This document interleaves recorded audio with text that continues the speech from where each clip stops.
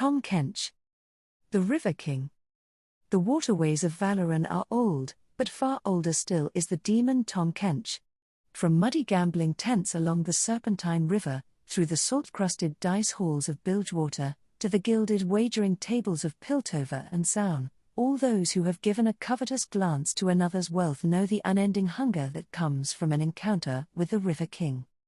The first tales of the creature were told by a traveling people who plied the Serpentine. They warned of a giant fish with a cavernous mouth, who would lure in the dissatisfied with the promise of more.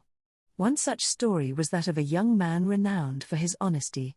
Though born to the ways of a raftsman, he desired a life beyond the poor banks he knew so well, and the River King promised him an unforgettable experience if only he would tell one little lie. It seemed harmless enough, so the raftsman bent the truth in conversation with his own brother. That night the demon appeared, revealing a fork in the river the raftsman had never noticed before.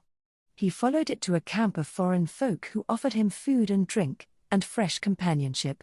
As dawn neared, and the raftsman was full and ready to return to his people, the demon appeared again, promising an even greater experience for another lie. His interest piqued, the man accepted the bargain, telling falsehoods to his hosts. The river parted again and he followed it to an evening of even greater luxury. This continued, night after night, until the once honest raftsman's deceits came as easily as breathing. When the river finally emptied into the sea, he found himself alone and lost. There was no one left to lie to. So many dark choices, all of them his own, had left the raftsman with no way back home. The brackish rivers of the mainland carried the tales of the River King to the Blue Flame Isles, where the creature gained a name as his legend grew, Tahm Kench. In Bilgewater, fortunes are boom or bust, with as much wealth going out with the tide as comes in. Many a tavern yarn tells of old Tahm, a demon of the water with an unending appetite for games of chance, such that the loquacious beast became a symbol for many of the city's gambling dens and houses of sin. Once the Sun Gates opened easy trade from Bilgewater to Piltover, tales of Tahm Kench became more common in the City of Progress and its underbelly, Zoun. There, children know Tahm as Two Coats, a fish so monstrously large that he wears two fine jackets stitched together. With a jaunty top hat and a smile wider than the pilt itself, he drives the jealousies of young artificers. It is said he came one Progress day to a struggling Piltovan inventor, and offered her an idea certain to make a wealthy clan take notice. All he asked in return was a single lock of her hair. The ambitious woman made the trade and, true enough, her work landed her a lucrative contract.